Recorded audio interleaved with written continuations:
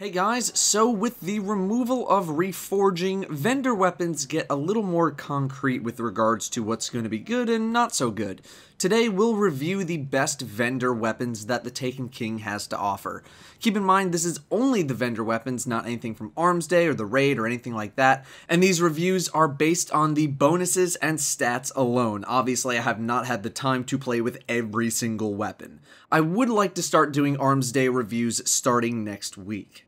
We'll start with auto rifles. For PvE purposes, I think your best bet for now is going to be the Dealbreaker from the Crucible. Has great raw stats, but also has fantastic bonuses for an auto rifle. Crowd control is a great bonus, and while glass half full isn't a top tier bonus, it's still relatively good considering the weapon. It does come with braced frame to boost your stability, which will unfortunately decrease your already kinda small magazine. However, if you manage to grab an auto rifle speed reload bonus on your gloves, I think you'd be fine if you wanted to choose this bonus. Plus, all auto rifles of this type come with around 26 shots per magazine. If you wanted a second option, either the Righteous 7 or an Unanswering Chord would be your next best choices. Righteous 7 comes with glass half full, rifled barrel, and perfect balance, which gives you great stability and range at the cost of only a little bit of reload speed. Pulse rifles are up next, and there are only 3 to pick from. The one you should probably get is the Villainy from Future War Cult. None of the pulse rifles are really that stellar. The Apple of Discord is a Hake pulse rifle, which fires that extra shot, but I have not been thrilled with their performance in general. The one from the Crucible is pretty bland as well. Rangefinder is actually kind of a good bonus now, with the range stat actually having an impact on the game, although Third Eye is just kind of whatever. Yeah, nothing really special about any of these pulse rifles whatsoever, and I'd actually recommend just not buying any of them because scout rifles are next, and this one is going to be a no-brainer. The Dead Orbit Hung Jury SR4 scout rifle is by far the best scout rifle available, and is probably the best PvE primary available from vendors. You get Firefly, which is great. You get Triple Tap, which is good for an average of maybe 2 to 3 extra shots per reload. You get Extended Mag to bring that magazine size up even higher, along with both close and long distance sights. This is a fantastic weapon, and there's seriously nothing to not love about it. It has great raw stats as well. It's a 37-48 variety of scout rifle, aka the Vision of Confluence setup. This is basically everything great about the Vision of Confluence, but now add Firefly on top of it. I mean, what else do you want? That's a rhetorical question because the answer is nothing. I guess it's not rhetorical if I can answer it. Moving on. Hand cannons are the last primary weapon, but once again, this choice is very clear. You'll be hitting up the Future War Cult for the Vanity. If you want Fatebringer back, this is the closest thing you're going to get to it for now. 8 rounds per reload, but it comes with Extended Mag, which is great, comes with Firefly, which is great, and it comes with Luck in the Chamber, which isn't a hugely amazing bonus, but it can definitely help land you some nice PvP kills every once in a while. However, the range of this weapon is severely lacking, and when you are using a hand cannon now, you need to be much more aware of your distance to your target, otherwise you will not be as effective. If you can master these new positioning requirements, then this is a great selection. Overall, the top selection for primaries for PvE is easily the Hung Jury SR4. I don't think anything else needs to even be said on that. Scout rifles have always been great, and this is no exception. Moving to special weapons now, starting with probably the most important slot, the sniper rifle. The sniper has reclaimed its glory as the PvE special weapon to have equipped. If you're looking for the highest impact possible, then the 1,000 yard stare from the Vanguard is going to be for you.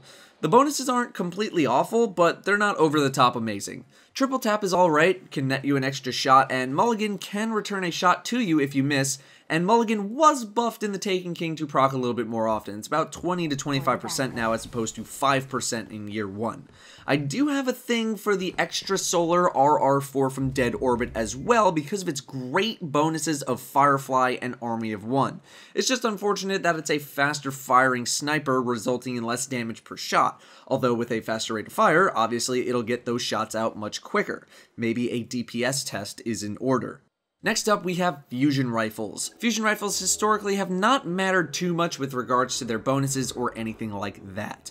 The Dead Orbit Hitchhiker FR4 has 100 impact, that is a maximum stat value.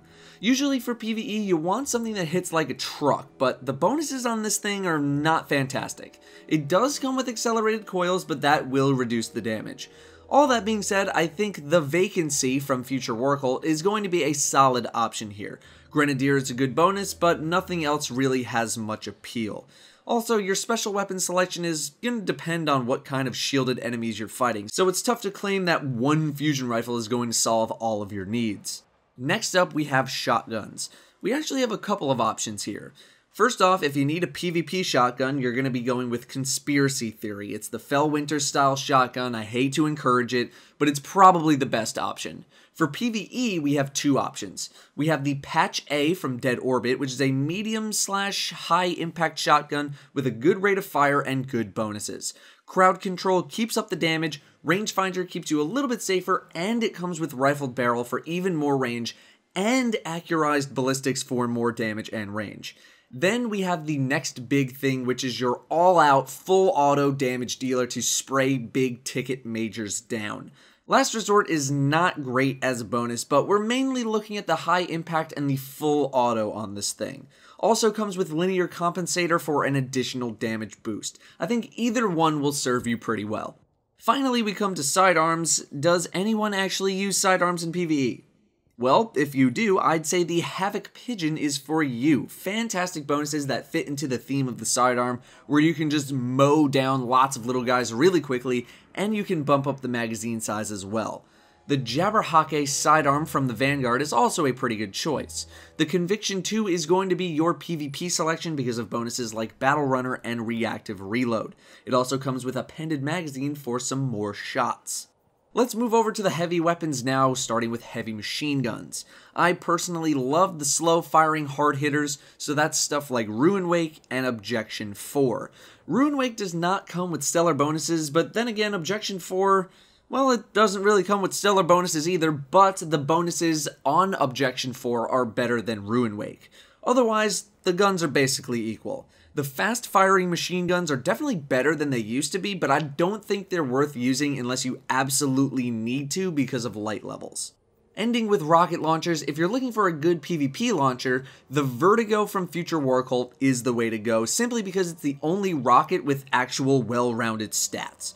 Good blast radius, good velocity, and it comes with grenades and horseshoes, which is almost a staple on any PvP rocket launcher. Also comes with warhead verniers and javelin, which are great things to have on a PvP rocket. For PvE, well, I'd actually recommend using a heavy machine gun as opposed to rockets, especially for the raid, but if you really want to use a rocket, try out the Choleric Dragon SRT-49 from the Vanguard. Army of One is sure to keep bringing back your grenades and your melee often if used on a lot of small enemies, and tracking is always helpful in PvE, especially given this weapon's very slow velocity. Those with the exotic Titan Helm, the Taikonaut, could opt for other selections, but Army of One is a very good bonus. Those are your vendor weapon recommendations for the Taken King. If I were to pick a PvE loadout, it would definitely be the Hung Jury Scout Rifle, the 1000-yard stare sniper, and the Objection 4 heavy machine gun. I think that's a fantastic loadout going into something like the raid, very much a workhorse setup of weapons. For PvP, there's a little more variety in there, but definitely the Conspiracy Theory shotgun and the Vertigo rocket launcher for starters.